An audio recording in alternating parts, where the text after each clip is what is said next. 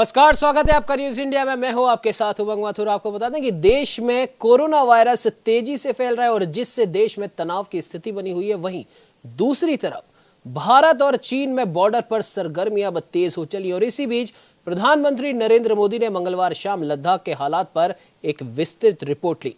मोदी सरकार इस मुद्दे पर चीन को करारा जवाब देने की तैयारी कर रही है। पूर्वी लद्दाख के तनाव वाले इलाके में दृढ़ता से चीन की चाल को नाकाम करने में जुटे हैं। आपको बता दें कि चीन ने यहां पर LAC का उल्लंघन किया था। भारत का स्टैंड इस मामले में अडिग है और वो एक कदम भी पीछे नहीं हटेगा। आपको बता दें कि पूर्वी लद्दाख से सटे चीन के इलाके में चीन और पाकिस्तान का शाहीन नाम का युद्ध अभ्यास चल रहा था। उसके बाद से चीन दौलत बेग ओल्डी, गलवान नाला और पेंगोंग लेक पर अपने 5000 से भी ज्यादा सिपाही टेंटों के साथ तैनात कर दिए गए हैं।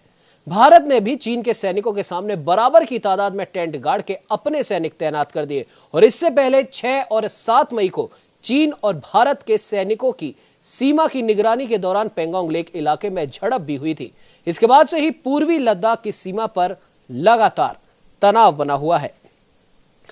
आपको बता दें कि भारत चीन के साथ में करीब 3488 किलोमीटर लंबी सीमा साझा करता है और यह सीमा जम्मू कश्मीर, हिमाचल प्रदेश, उत्तराखंड, सिक्किम और अरुणाचल प्रदेश से होकर गुजरती है। ये 3 सेक्टर में बटी हुई है। पश्चिमी सेक्टर यानी कि जम्मू कश्मीर, मिडिल सेक्टर यानी हिमाचल प्रदेश और उत्तराखंड और पूर्वी सेक्टर यानी कि सिक्किम और अरुणाचल प्रदेश। चीन अरुणाचल प्रदेश में मैकमोहन लाइन को भी नहीं मानता और अक्साई चीन पर भारत के दावे को खारिज करता है। आपको बता दें कि साल 1962 में हुए भारत और चीन के युद्ध के समय अक्साई चीन पर चीन ने कब्जा कर लिया था। 134 किलोमीटर लंबी पेंगोंग से झील का लगभग 45 किलोमीटर का क्षेत्र भारत में पड़ता है, जबकि 90 किलोमीटर का क्षेत्र चीन में आता है। वास्तविक नियंत्रण रेखा इसी झील के बीच से होकर गुजरती है। तो वहीं अगर हम बात करें गालवान घाटी की, तो ये गालवान घाटी विवादित क्षेत्र अक्साई चीन में है। गालवान घाटी लद्दाख और अक्साई चीन के बीच भारत और चीन सीमा के नजदीक है। तो वहीं अरुणाचल प्रदेश के तवांग इलाके को चीन तिब्बत का हिस्सा मानता है और कहता है कि तवांग और तिब्बत में काफी ज्यादा सांस्कृतिक समानता है और तवांग बौद्धों का प्रमुख धर्म स्थल भी है। आपको बता दें कि आजादी से पहले जब ब्रिटिश भारत और नेपाल के उस समय के राजा के बीच में इस हिस्से को लेकर समझौता हुआ था, तो चीन कहता है कि उस समय वहां पर हमारी उपस्थिति नहीं थी, इसलिए हम इस समझौते को नहीं मानते। तो वहीं एक और इलाका है जहां पर भारत और चीन के बीच में विवाद है, वो है नाथुला। नाथुला हिमालय का एक पहाड़ी दर्रा है और यहां से होकर चीनी तिब्बत क्षेत्र में स्थित कैलाश मानसरोवर की तीर्थयात्रियों के लिए भारतीयों का जत्था गुजरता है।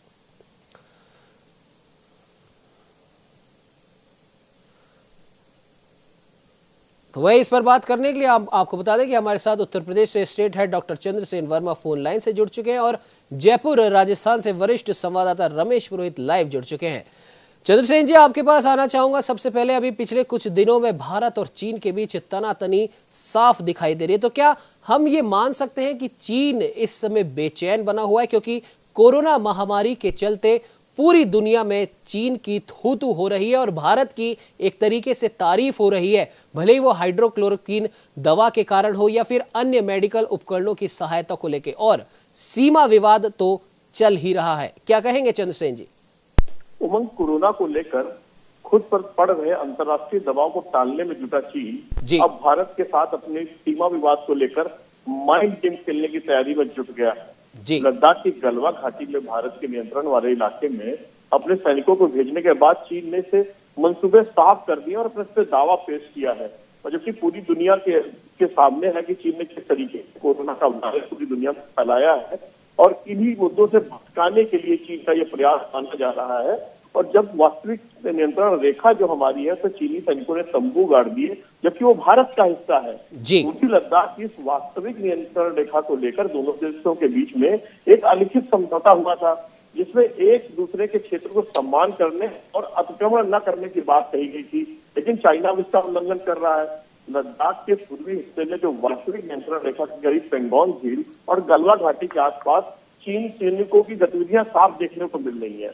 किसी भी रूप में वो समर्थन नहीं दी जा सकती। चीनी सेना ने हफ्ते भर में क्षेत्र में करीब 100 तंबू गाड़ दिए और बड़ी संख्या में सैनिकों को तैनात कर दिया। इस इलाके में बंकर बनाने के लिए मशीनें भी लाई गई हैं और बंकरों का निर्माण स्थायी रूप से चौकियां और मोर्चा संभालने के लिए किया जाता है। उमंग जी बिल्कुल चंद्रसेन जी, आपने सही कहा। और जिस प्रकार से तैयारियां अब दोनों ही तरफ से चल रही हैं, उससे एक तरीके का ये एक मैसेज भी मिलता है कि जिस प्रकार से चाइना कहता है कि हमने हमारी सेना वहां पर तैनात करी है और हम हमारी संप्रभुता से कोई समझौता नहीं करने वाले, तो ऐसा ही कुछ विचार भारत का भी है। भारत ने भी बराबर की संख्या में वहां पर अपनी सेना को तैनात कर दिया गया और एक खुशी की बात यह है कि तेजस की दूसरी डिलीवरी हमें प्राप्त हो गई है। सेना के इसी मामलों को लेकर चीनी विवाद के चलते हम बात कर लेते हैं। हमारे साथ में कर्नल AK जग्गी जुड़े हैं, डिफेंस एक्सपर्ट हैं। कर्नल साहब, बहुत बहुत स्वागत है न्यूज इंडिया में। नमस्कार जी। कर्नल साहब, जिस प्रकार से भारत और चीन का जो विवाद है, ये एक तरीके से कह सकते हैं कि सदियों पुराना है। बीच बीच में दोनों के बीच समझौते होते रहे हैं, साथ में युद्ध अभ्यास भी हुआ है। तो फिर ऐसी क्या वजह है कि चीन लगातार हमारी सीमाओं पर तनातनी की घटनाएं करता रहता है, उसके सैनिक हमसे लड़ते रहते हैं और हाल ही की कुछ घटनाओं में एक पैटर्न देखा गया। हम बात कर रहे हैं जम्मू कश्मीर में जो पत्थरबाज है, जिस प्रकार से जिस स्टाइल से वो पत्थर फेंकते हैं, उसी लगभग उसी स्टाइल से चीनी सैनिकों ने भी भारतीय सैनिकों पर पत्थर बरसाए थे। इसको क्या मान सकते हैं कर्नल साहब? सर उमंग जी, ये देखिए, ये इनका चाइना का एक साइकोलॉजिकल वॉरफेयर वाला हिस्सा है जी। इसको अब मैं थोड़ा सा और पीछे लेके चले। जैसे अभी जब UN वाले चाइना को कर रहे थे कि ये जब जो कोविड हुआ है, वायरस हुआ है, वो मेड इन चाइना हुआ है जी। इसी को सिंस इंडिया अभी उसके अंदर एक मेंबर बन गया है WHO का, और उसको ये चाहता था कि भाई इंडिया स्टार्ट हुआ ताइवान से। ताइवान चाहता था कि हमें वो ऑब्जर्वर की स्टेटस दी जाए WHO की मीटिंग में, बट चाइना ने बोला कि नहीं, ताइवान के साथ आप मत करिए, ताइवान चाइना का हिस्सा है, 1 कंट्री 2 सिस्टम वाला करेंगे। इंडिया ने मना कर दिया। जब ताइवान के जो से इनकी जो प्राइम मिनिस्टर न्यू री इलेक्ट हुई है, हमारे 2 रेप्स जो से एक दिल्ली की मिस्टर लेखी हो गई हैं और एक और MP साहब, उन्होंने वर्चुअल पार्टिसिपेट किया उनके स्वेरिंग सेरेमनी में। वो चाइना को अच्छा नहीं लगा जी। सेकेंडली, जब चाइना के ऊपर दबाव ये पड़ रहा है कि ये वायरस इट इज नॉट की वेट मार्केट से आया है, वुहान मार्केट नहीं आया है, ये इनके लेबोरेटरी से आया है, इनका मैन मेड है।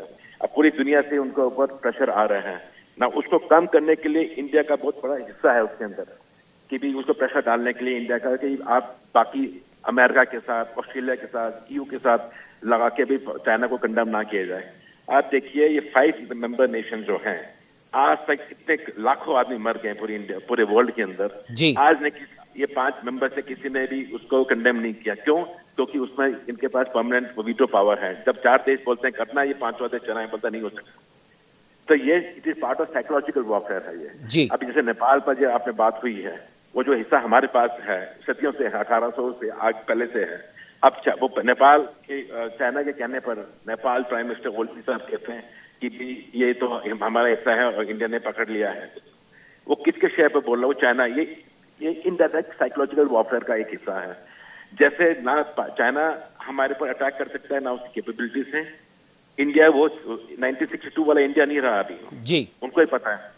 डोकलाम में हमने दिखा दिया उनको, हम 1962 वाले नहीं है। We are also nuclear power इसमें जी। आज जैसे अभी आज आर्मी कमांडर्स कॉन्फ्रेंस चल रही है दिल्ली के अंदर, PO साहब उनको एड्रेस भी करेंगे इसमें। वो तो नेचुरली वो साल में एक बार होता है, बट अनफॉर्चुनेटली ये इंसिडेंट हो गया तो पूरे आर्मी कमांडर्स भी दिल्ली के अंदर हैं। PO साहब ने मांगा लेटेस्ट ये वाला है। This is just a psychological advantage लेने के चक्कर में जब बट हमारे सेना भी हमने मूव कर दिए थे सेना उस एरिया में, तो आमने सामने है। चाइना को प्रॉब्लम यह है कि जब तक कांग्रेस के रिजीम में कुछ बनता नहीं था, रोड नहीं बनते थे, PRO नहीं बनता था, पर कुछ काम नहीं होता था। बट इस रिजीम के अंदर ये पॉलिटिकल सिस्टम जो अभी आया है, मोदी साहब के नीचे जो रिजीम आई है, इन्होंने बॉर्डर्स को उन्होंने फर्स्ट प्रायोरिटी की है। बॉर्डर रोड्स ने आगे तक अपने वो advance helipads, advance landing grounds, road communication कर दिया। जी कर्नल साहब, माफ कीजिएगा, बीच में मैं आपको रोक रहा हूं। एक सवाल यहां पर उठता है कि इतने सालों में चाइना ने तो अपने सभी बॉर्डर्स पर लगभग हर तरीके का इंफ्रास्ट्रक्चर डेवलप कर लिया है।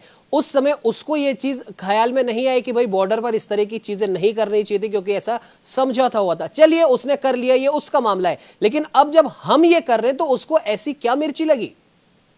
उसके साथ ये प्रॉब्लम है कि भी पहले तो हम करते रहे, बिकॉज हमें ऑर्डर नहीं था रोड बनाने का। जी, जो दिल्ली की हुकूमत थी वो करती नहीं थी जी, बॉर्डर रोड्स को। नॉर्थ ईस्ट के स्टेट्स देखिए, मैं अरुणाचल में था, मैं नागालैंड में था, अब वो ताइवान उसमें देखिए आगे तवांग के अंदर कोई था ही नहीं। बट अभी जब ये लास्ट 10 साल से देखिए वहाँ कितना प्रोग्रेस हुआ वो बॉर्डर्स के ऊपर। अब नॉर्थ ईस्ट का देख लीजिए, पंजाब बॉर्डर देख लीजिए, राजस्थान बॉर्डर देख लीजिए, कच्छ वाला देख लीजिए, बॉर्डर रोड्स कितने एडवांस हो गए वहां पर। अभी आपको खत्म हो गया वो कच्चा पट्टा रास्ता होता था, पक्का टारमेक रोड है, वहां पर जा सकते हैं। जी, तो अभी इक्विपमेंट लाने में, मैन पावर लाने में जो टाइम लगता था वो अभी वो रिड्यूस हो गया कुछ घंटों में। जो हमारे पास अपने हेलीकॉप्टर से हाई एल्टीट्यूड वाले अब चिनोक से अभी आए हैं, जो मैन भी ले जा सकते हैं, मशीन भी ले जा सकते हैं। अब उनको दिक्कत है, वो जमाने था कि हमारे खाली चेतक और चीता था, जी, 2 आदमी बैठते थे उसके अंदर, वो खत्म हो गए जमाने चेतक और चीता वाले। अब चिनोक वाले जमाना आ गया हमारे पास, अटैक हेप्टस हमारे पास आ गए, तो उनको अभी दिक्कत है। ये बदोंगसोंग लेक जो सा स्टार्ट हुआ है, जो सा ये गलवान वैली की बात कर रहे हैं, ये बिकॉज अगर देखिए ये जो लेक है वो 1/4 इंडिया में है, बाकी 2/3 हिस्सा उसका चाइना के अंदर, चाइना में है। जी, ठीक है, बट ये होता रहता है वहाँ, साइकोलॉजिकल वॉरफेयर चलता रहता है। कभी उन्होंने आगे घुस गए हमारे यहाँ, हम उनके दूसरी साइड में घुस गए, ये चलता रहेगा। पर लड़ाई वाली कीमत। अभी दूसरा एक और पहलू, इनकी जो कांग्रेस की सेशन चल रहा है कम्युनिस्ट पार्टी का बीजिंग में, वो लोगों को दिखाना है उन्हें कुछ करना है। जी, बिकॉज वो चारों तरफ से घेरा जा चुका है चाइना। एक इसके ऊपर इकोनॉमिकली अभी बड़ी बड़ी फैक्ट्रीज चाइना से बाहर निकल के बाहर आ रही हैं, वो भी उनको चोट लग रही है। मतलब कर्नल साहब, हम ये कह सकते हैं कि कोरोना के चलते इंडिया की ऑल ओवर वर्ल्ड में जो पोजीशन है, एक तो वो, और सामरिक दृष्टि से भी इंडिया का इतना ज्यादा जो मूवमेंट जो वहां पर हो रहे हैं, भले सड़कें बनाना हो, इंफ्रास्ट्रक्चर डेवलप करना हो, और उत्तराखंड से लेकर अरुणाचल प्रदेश तक का जो एक सड़क निर्माण जो वहां पर चालू किया गया है, ये तमाम बातें चाइना को कहीं ना कहीं इनसिक्योर फील करवा रही हैं। एब्सोल्युटली। सेकेंडली, अभी अमेरिका ने ओपनली बोला है कि चाइना की ये जो है एक्सपेंशन पॉलिसी वो बर्दाश्त नहीं करेगा।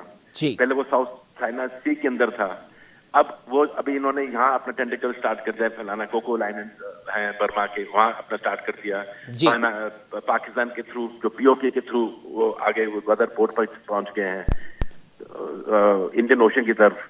तो जो इनका एक्सपेंशन पॉलिसी जो चल रही थी, लड़ाई जापान के साथ, फिलीपींस के साथ, ताइवान के साथ, कोरिया के साथ, वो चीज होती है अभी पूरी दुनिया देख रही है जी। वो खाली ये it is not only economic power, था इकोनॉमिक पावर है, कोई शक नहीं है, बट एक्सपेंसिव पावर जो आप बता रहे हैं वो एक है कम्युनिस्ट पार्टी है, कोई उसके रूल्स रेगुलेशंस नहीं है, कोई ह्यूमन राइट्स नहीं है, कोई इनका कॉन्स्टिट्यूशन नहीं है, वन मैन आर्मी है जी, जो उनके बता देंगे ठीक है, जो आप नहीं मानते उसको आप गोली से मार देंगे। देखिए वो जो साइंटिस्ट जिन्होंने बोला कि ये मैन मेड वायरस हुआ है, उसको आपने खत्म ही कर दिया वो साइंटिस्ट आपको जी। जो आप उनके पॉलिसी पर मानेंगे, कम्युनिस्ट के बलबूते पर चलेंगे तो आप जिंदा रहेंगे, नहीं चले। हांगकांग देख लीजिए, अभी हांगकांग में फिर स्टार्ट हो गया ये सिस्टम। अब पूरी दुनिया उनके अगेंस्ट है कि भी कैसे आपने किया कि भी हम करेंगे 1 कंट्री 2 सिस्टम। अभी बोलते नहीं 1 कंट्री 2 सिस्टम नहीं होगा, जो रूल्स रेगुलेशन चाइना के अंदर है वो सेम चीज हम लागू करेंगे हांगकांग के अंदर जी। अब पूरे अमेरिका, इंग्लैंड, EU सब अगेंस्ट हो गए उसके, वो डाइवर्ट करना चाहता है अपने वो टेंशन, वो ये कुछ करेंगे ये बॉर्डर पर, पर ऐसा लड़ाई वाला आई डोंट थिंक ऐसा कुछ होगा जी। बिल्कुल कर्नल साहब, और सबसे बड़ी बात ये भी है, जैसे आपने भी बताया कि अब हम 1962 वाला भारत ये नहीं है, अब हम भी बराबरी से उसका जवाब दे सकते हैं। और अच्छी खबर ये भी है कि तेजस की दूसरी कंसाइनमेंट भी अब हमें प्राप्त हो चली है। क्या कहेंगे सर? सर ये आगे ये इसके अलावा जो हाई एल्टीट्यूड वेपन्स हमारे पास, हाई एल्टीट्यूड ये एयर डिलीवरी वेपन्स हमारे पास आ गए हैं जी। जो हमारे पास गन्स आ गई हैं जिसके range 39 kilometre 49 kilometre high altitude में और रेंज बढ़ जाती हैं, वो आ गई हैं। पहले वो बाय रोड चलती थी, शिफ्ट होती थी, अब वो बाय एयर लिफ्टेड होने लगी हैं। तो वो जो रिएक्शन टाइम हमारे पास है बहुत अभी वो कम हो गया है, वो जमाने खत्म हो गया। अभी सड़कों पर अभी चल रहे हैं, घोड़ों पर आ रहे हैं, टट्टुओं पर सामान आ रहा है, अब वो सब जमाना खत्म हो गया। वो चाइना ने देख लिया अभी हमारा एडवांटेज है हमारी फौज को, हमने लड़ाइयाँ हमारे पास थोपी गई और हमने लड़ाई जीती है, राइट ऑफ सेंटिमेंट वो ऑनर से। पर चाइना ने आज तक कोई लड़ाई जीती नहीं 62 के बाद, वो भी धोखे से किए थे।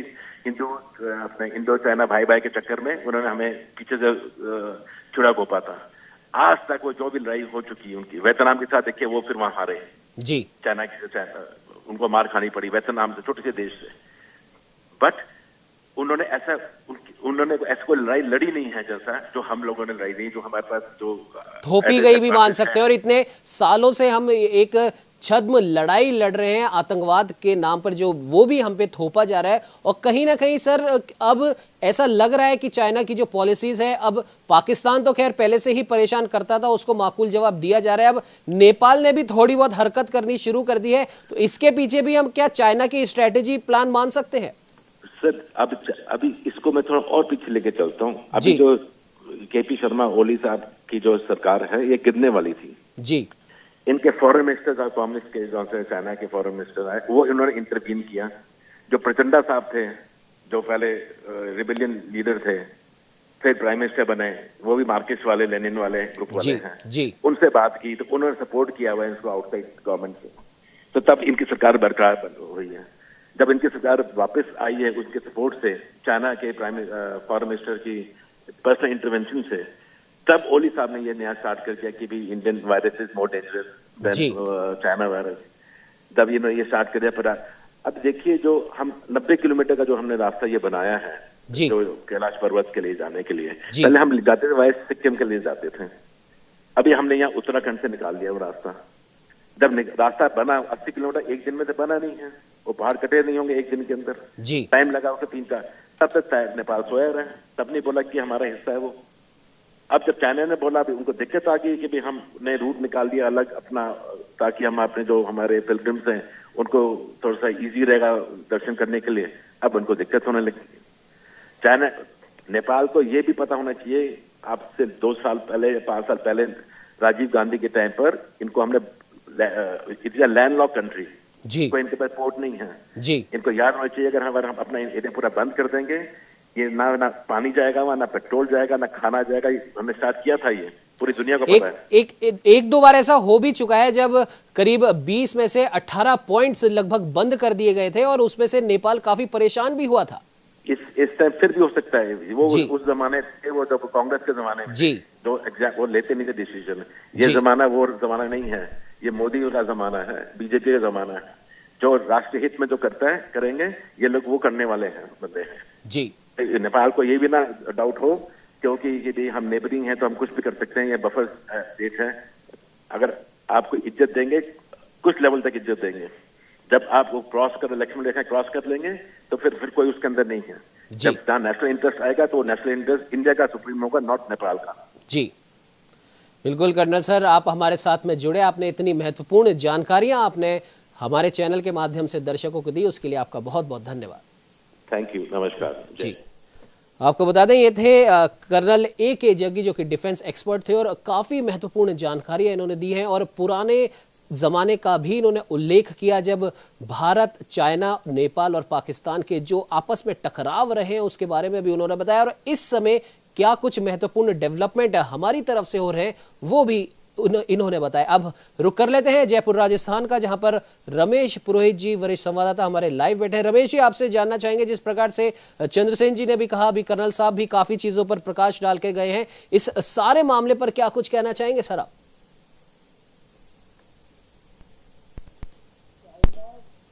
उमंग, बात यह है कि चाइना की जो पॉलिसीज रही है 80 के दशक से पहले वाली नहीं है, बहुत बदल चुका है वो। और मैं कोल्ड वार की अगर बात करूं तो कोल्ड वार के ज़माने में अमेरिका और रूस के बीच में प्रतिद्वंदी होती थी एक ज़माने में, लेकिन उसका जो सिनेरियो है वो ट्रांसफ़र होकर के एशिया की तरफ आया। एशिया में भी भारत और चाइना दो ऐसे देश हैं जो कि अपनी जो है ताकत के बलबूते पर एक दूसरे के साथ में बराबर खड़ा रहने की भारत ने भी पिछले जो 8 साल से, जब से नरेंद्र मोदी 2014 से जब प्राइम मिनिस्टर बने हैं, तब से लगा करके चाइना का जो व्यवहार है वो काफी बदल चुका है। कर्नल साहब की बात को ही आगे बढ़ाऊंगा कि वो अब भारत पहले वाला भारत नहीं रहा, जब कि हर कोई देश जो है अपनी जो है ताकत के बलबूते पर उसको चैलेंज करता आया। और चाइना की आज की जो पॉलिसी है वो ग्लोबल स्तर पर इस तरह से जो है उसकी जो हालात खराब हो चुके हैं कोरोना के कारण से कि पूरी दुनिया जो है उसके खिलाफ खड़ी हो गई है। मामला WHO तक गया हुआ है। और इसके साथ में अमेरिका ने जो है पर्ल हार्बर के साथ में इस घटना को जोड़ करके जो संकेत दिए हैं वो ज्यादा ठीक नहीं लगते कि वो अमेरिका का जो ट्रंप साहब जो है वो चाइना से इस कदर जो है गुस्सा उनके मन में जो है एक क्या कहना चाहिए कि गुस्सा है वो चाइना को। तो एक तो हो गया आपके कोरोना के कारण से उपजे हालात, दूसरा उसके आर्थिक जो हित है वो पूरी दुनिया में जो है वो बहुत डाउन हो चुके हैं। और भारत की स्थिति जो लगातार बढ़ती जा रही है, इकोनॉमिक पावर है $5 बिलियन की जो है हम एक लक्ष्य लेकर के आगे बढ़ रहे हैं, इससे भी चाइना असहज की स्थिति में आया हुआ है।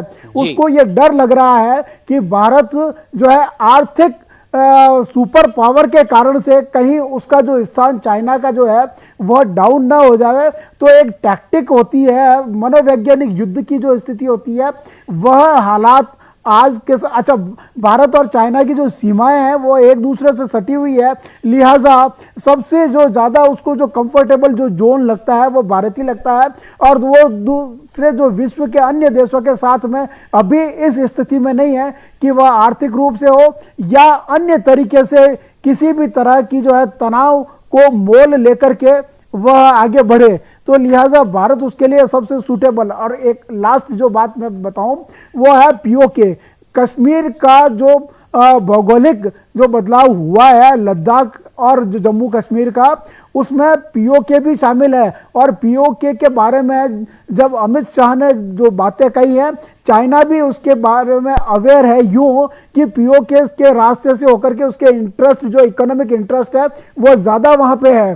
तो चाइना को यह भी लगता होगा कि POK भारत के नियंत्रण में आने के साथ में उसके जो इकोनॉमिक इंटरेस्ट है कहीं डिस्टर्ब न हो जाए, लिहाजा वह एक मनोवैज्ञानिक तरीके से जो है भारत पर एक दबाव बनाने के कारण से यह सारी चीजें खेल रहा है। हालांकि जिस लेख की बात कर रहे हैं, लद्दाख का इलाके की बात कर रहे हैं, भारतीय जो संसद ने सर्वसम्मति से इस बात के लिए जो है किया हुआ है कि यह क्षेत्र हमारा। चाइना यदा कदा जब इस तरह की बातें करता है तो डोकलाम का जो हश्र हुआ था उसको भी वो भूला नहीं होगा कि किस तरह से आंख में आंख डाल करके नरेंद्र मोदी की सरकार ने चाइना के राष्ट्रपति को जो संकेत दिए थे उससे वो अभी भी उबर पाया होगा। इस लिहाज से कोरोना के मामले को लेकर के जो दुनिया भर में उसकी जो फजीयत हो रही है और सारे देश इकट्ठा होकर के चाइना के ऊपर एक तरह से मनोवैज्ञानिक दबाव डाल रहे हैं, उसका असर वह जो है न्यूट्रल करने के लिए सीमा रेखा पर जो है तनाव बढ़ा करके माइंड डाइवर्ट करने का एक जो प्रयास किया जा रहा है उसमें वह कभी सफल नहीं होगा। अब जो भारत है वो 1962 वाला भारत नहीं है जब कि जो है चाइना और जो भारत के बीच में जो युद्ध हुआ था काफी बदल चुका है। कर्नल साहब की बात को कि अब अस्त्र और शस्त्र के मामले को लेकर भी, और ये अस्त्र शस्त्र तो लगातार जो है आने की प्रक्रिया है और नए नए जो है क्या कहना चाहिए आयुध जो सामग्री है वो आती रहती है, लेकिन एक मनोवैज्ञानिक जो बूस्ट जो मिला है 2014 के बाद में हिंदुस्तान को, उसके कारण से जो चाइना है इस बात को लेकर के तकलीफ में है कि किसी तरह से एशिया में जो सुपर पावर की जो स्थिति उसकी थी वो डाउन होने के कारण से ये जो माहौल एक बनाने का जो प्रयास किया जा रहा है वह और भारत ने भी जो पिछले कुछ दिनों से वहां पर जो अपनी जो एक स्थिति को मजबूत किया है, यह इस बात के संकेत भी है कि, और तीसरा कि चाइना में जो अभी जो कम्युनिस्ट पार्टी की जो मीटिंग की जो हवाला दिया गया है उसमें भी वहां के लोगों का जो एक नाराजगी सत्ता के प्रति न हो जाए, इसीलिए वहां की जो सरकार है वो भी अपने खुद के चाइना के अंदर जो एक असंतोष का जो माहौल जो क्रिएट हो रहा है कोरोना के कारण से हो, आर्थिक और व्यावसायिक गतिविधियों के कारण से हो, तो उस माहौल को भी शांत करने के लिए अंदरूनी जो हालात है उसको निपटाने के लिए भी वह इस तरह का जो सीमा पर जो है तनाव की स्थिति ला करके माइंड डाइवर्ट करने का एक जो टैक्टिक होती है कूटनीतिक या अंतर्राष्ट्रीय ग्लोबल स्थिति परिप्रेक्ष्य में, उस लिहाज से ये है। बाकी ऐसा नहीं है कि भारत भी उस तरह जो है पूरी मजबूती के साथ में खड़ा नहीं है, बिल्कुल वह जो है चाइना की किसी भी, बिल्कुल पुरोहित जी आपने सही कहा कि भारत भी उसी तरीके से और उसी मजबूती के साथ में खड़ा है। चंद्रशेखर जी आपके पास आना चाहूंगा, ब्रेक पे जाने से पहले 1 मिनट में बताइए कि जिस प्रकार से चाइना ने पाकिस्तान और नेपाल को उकसाया है और पाकिस्तान से हमें सदियों से परेशान कर ही रहा है, अब नेपाल भी कहीं ना कहीं आंख दिखाने लग गया। लेकिन जैसे ही नेपाल ने अपना एक वक्तव्य दिया था भारत और नेपाल के बॉर्डर के विवाद को लेके, कुछ ही दिनों में या फिर हम कह सकते हैं कुछ ही घंटों में कहीं ना कहीं नेपाल की तरफ से दूसरा वक्तव्य आ गया कि भारत और नेपाल की दोस्ती तो सदियों पुरानी है। तो भारत की एक प्रकार से हम कह सकते हैं कि बिना एक पत्ता भी हिलाए एक कूटनीतिक जीत इसे माना जाएगा। चंद्रसेन जी, पाकिस्तान की तुलना जो है लोमड़ी से करनी चाहिए। ये लोमड़ी वो होती है जो कभी शिकार नहीं करती है, कभी मेहनत नहीं करती, हमेशा ये देखती है कि कोई दूसरा शिकार करे, वो घात लगाए बैठी रहती है और वो मरे हुए लोगों के आसपास रहती, घायल लोगों के आसपास रहती कि कब मरेगा शिकार करेगी। पाकिस्तान की हैसियत और औकात नहीं ये सामने से आक्रमण करे, वो न रोते रहेंगे। और नेपाल के लिए एक ही शब्द है कि जिस तरीके से चाइना ने माहौल बदला है तो मिर्गी को भी जुकाम हो गया जी। नेपाल उस हैसियत में नहीं, नेपाल उन चीजों को न भूले कि भारत ने हमेशा किस तरीके से उसको सपोर्ट किया और किस तरीके से संसाधन नेपाल के लिए दिए जा रहे हैं। तो ऐसे समय में चाइना ने जरा सी हवा क्या चलाई कि मिर्गी को भी जुकाम हो गया। जी बिल्कुल चंद्रसेन जी आपने सही कहा और अब चाइना जो कि पूरी दुनिया में कोरोना को लेके घिर चुका है, अमेरिका बार बार उसको चेता रहा है और भारत की भूमिका पूरे विश्व में मेडिकली हम कह लें या फिर आर्थिक रूप से कह लें या फिर जो भारत ने एक अपनी एक जगह बनाई है पिछले लगभग 5-7 सालों में, उसको देखते हुए चाइना को तो मिर्ची लगना स्वाभाविक ही है। और जैसा कि आप सब ने कहा, कर्नल साहब भी कहकर गए कि एक प्रकार की अब एक कूटनीतिक लड़ाई यहां पर चाइना ने शुरू कर दी है लोगों का और दुनिया का ध्यान कोरोना महामारी से हटाने के लिए। लेकिन इस चक्कर में वो ये भूल गया कि उसने जो चाल जो अपनाई है कहीं ना कहीं उसे ही मुंह की खानी पड़ेगी। फिलहाल इस बुलेटिन में वक्त हो चला एक छोटे से ब्रेक का। ब्रेक के बाद इस चर्चा को यूं ही जारी रखेंगे।